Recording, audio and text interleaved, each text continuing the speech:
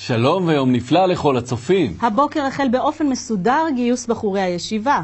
נמסר עלינו נלהבת. המס על העשירים הוא עלה ל-80%, רובם ברחו מהארץ וכל הכסף שלהם הולך לעניים. חוק חינוך חינם מגיל 0 עד 45 עבר היום בקריאה שלישית. הממשלה הורתה בצו ממשלתי להוריד את שכר הדירה ל-200 שקל בחודש ולכלוא את בעלי הבתים עד להודעה חדשה. נחתם הסכם שלום ואהבה עם כל מדינות ערב, המתנחלים גורשו והנותרים נשלחו למחנות לחינוך מחדש. הכל טוב. הכל נפלא. אין יותר על מה למחות, אין את מי לשנוא, אין על מה להפגין.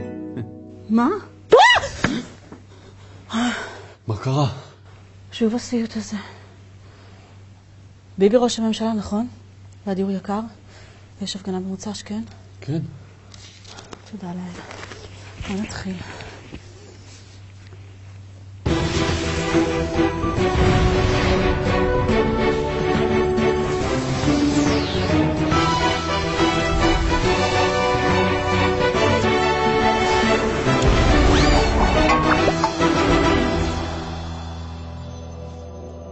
ערב טוב, אנחנו כאן במהדורת השבט. תוכנית החדשות האובייקטיבית ביותר בטלוויזיה. ללא משוא פנים. היום יהיו איתנו נציג האוצר, אורחת מהשכבות הנפגעות, וכמו כן יחזרו אלינו שני חברים ותיקים מהעבר.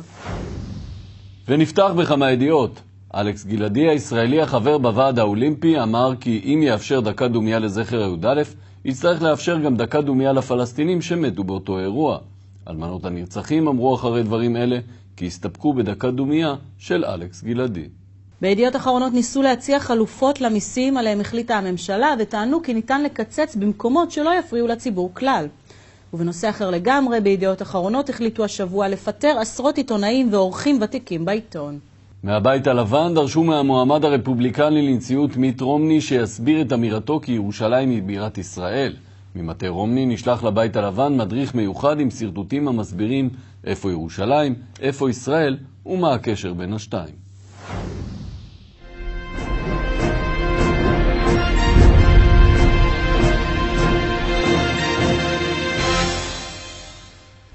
כרגיל, השכבות החלשות הן הראשונות להיפגע. המס על אלכוהול וסיגריות מטיל עול נוסף על הציבור החלש. שלום לנציג האוצר נתן חרדון. שלום. ואיתנו גם ריקי אלישיב, שעכשיו תיאלץ להוציא בכל חודש מאות שקלים נוספים. שלום ריקי. מי? ריקי, איך מתמודדים? אני רוצה לשאול את האיש המכובד הזה שבא עם הג'קט. שבטח עולה כמו משכורת חודשית של פועל. יש לו כמה כסף שהוא רוצה לקנות, כמה ערק שהוא רוצה לארוחת הבוקר. מאיפה יהיה לי עכשיו? אני לא שותה ערק לארוחת בוקר. כי אתה יותר טוב ממנה. לא, אני לא התכוונתי. או אולי סיגר זה יותר טוב. אני לא מעשן. ואם היה מעשן, גם היה אומר לא מעשן? ומה עם החרדים? מה עם החרדים? הציבור מנסה להבין למה אתם לא מקצצים בכל מיני דברים כמו לימודי תורה, במקום ערק. אני פשוט חושב שלימוד תורה מול... וכבישים בהתנחלויות? לזה יש כסף? הנושא דווקא עלה, וועדת הכלכלה ישבה על זה, והוחלט ברוב של 7-3, שכבישים זה יותר חשוב מערק. כלומר, המתנחלים יותר חשובים מריקי. אני לא אומר את זה. אבל כסף בשבילה אין. כסף למתנחלים יש.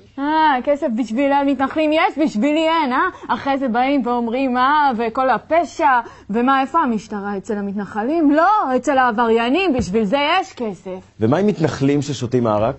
אני זה ששואל את השאלות כאן, אז... לא, אבל ברצינות, גם הם ישלמו יותר. כלומר, גם יקבלו מיליארדים וגם יהיו מסטולים. במקום שאני אהיה מסטולים. שאולי זה יאלץ אתכם לוותר על ה-BMW. במקום שאני אוותר על ה-BMW. מה קשור BMW? אין לי בכלל BMW. ואילו היית אני, גם לא היה לך BMW. מה אתם רוצים? סיגריה. עד כאן יש צולבת. נתראה בשבוע הבא.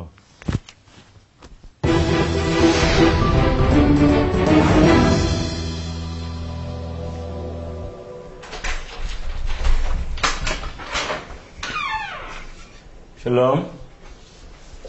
אורי, אני צריכה לדבר איתך. מה קרה? התקשרה אליך שרית. אוקיי, אז אני נפגש איתה, אז מה, אני אסיר שלך בבית הזה?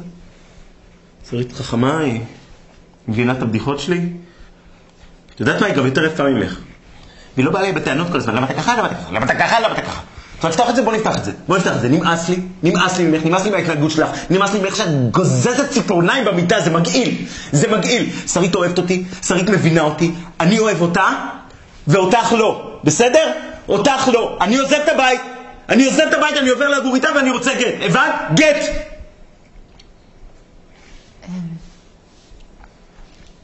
שרית מהבנק.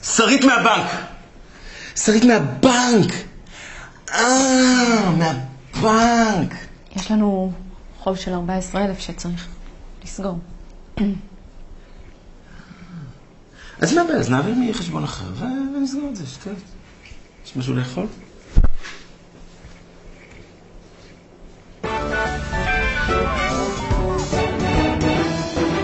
בבית הנשיא בירושלים הביעו אכזבה מכך שהאיגרת שנשלחה כביכול מנשיא מצרים מורסי ובה איחולים לשלום במזרח התיכון הייתה מתיחה. בבית הנשיא שוקלים לבדוק כעת גם את אמינותה של הפנייה מהנסיך הניגרי שמבקש את פרטי הבנק של הנשיא פרס תמורת 50% מירושה שקיבל. קצין העיתונות של מיט רומני עורר את זעם העיתונאים כשביקש מהם לנשק לו בתחת בתגובה לניסיונות לראיין אותו במהלך טקס בוורשה. נציג העיתונאים מחה בתוקף על הדרישה ואמר, זה לא סביר לבקש מאיתנו לנשק עוד תחת. יושב ראש הכנסת רובי ריבלין הבהיר שהוא מתנגד לקריאות לגייס גם את הערבים. חברי הכנסת הערבים הצטרפו לדעתו ואמרו, הערבים משתתפים כבר די והותר בפעילות צה"ל.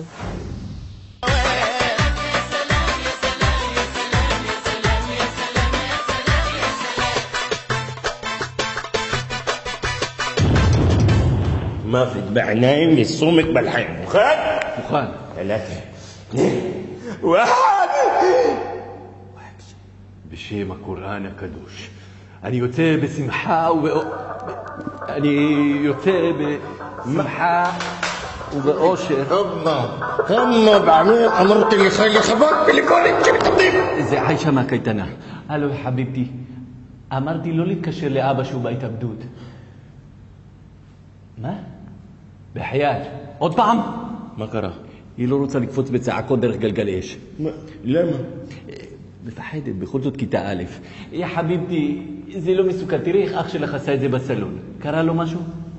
בסדר, היה פעם אחת, וחיבינו אותו מיד. יאללה, אין זמן. מותק, אם את לא רוצה, תעשי רק את הריצה בצעקות על צמיגים, ואת הזחילה בצעקות מתחת לגדרתיים. בסדר? אני אדבר עם המדריך שיראה רק באוויר. גם אני אותך. היי, החופש הזה. אתה מספר לי, הילדים לא יודעים מה לעשות עם עצמם. הם חושבים שאנחנו העבדים שלהם. כל לב זה, אבל תיקח אותי, אבל תעזר אותי, אבל תשעלם לי, אבל תשעק, תאמין לי, כל מה שאני רוצה זה לגמור עם זה כבר. طيب 3 2 1 واكشن.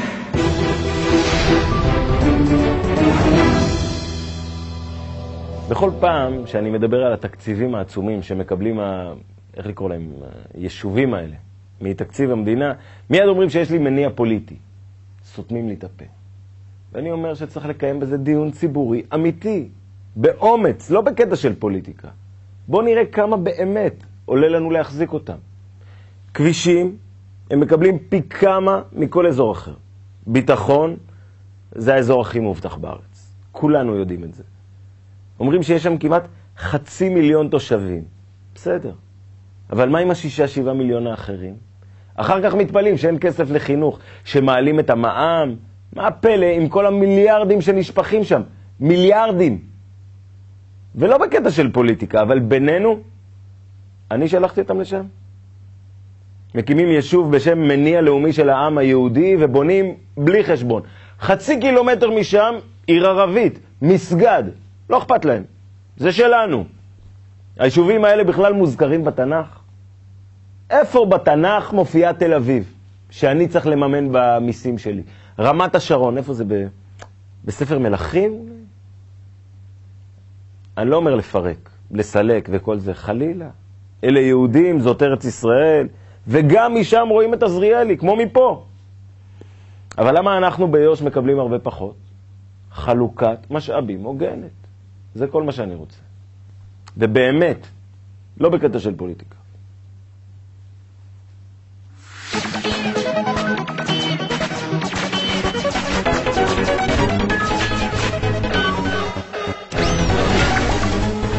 בכיר באום פרסם הודעה לפיה אלפי מתושבי העיר הסורית חלב לכודים ותופסים מחסה במסגדים ובמבני ציבור.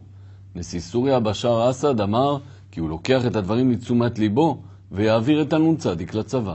ועדי העובדים פתחו בעיצומים במחאה על כך שהסכם שמיים פתוחים שיוזיל את הטיסות לישראל וממנה נחתם מבלי ששר התחבורה הסדיר זאת קודם איתם. כמו כן מוחים הוועדים על כך שראש הממשלה לא זימן אותם להתייעצות בנושא התקיפה באיראן. עד כאן מהדורת השבט. תוכנית החדשות האובייקטיבית ביותר בטלוויזיה. ללא משוא פנים. עיתונות אמיצה.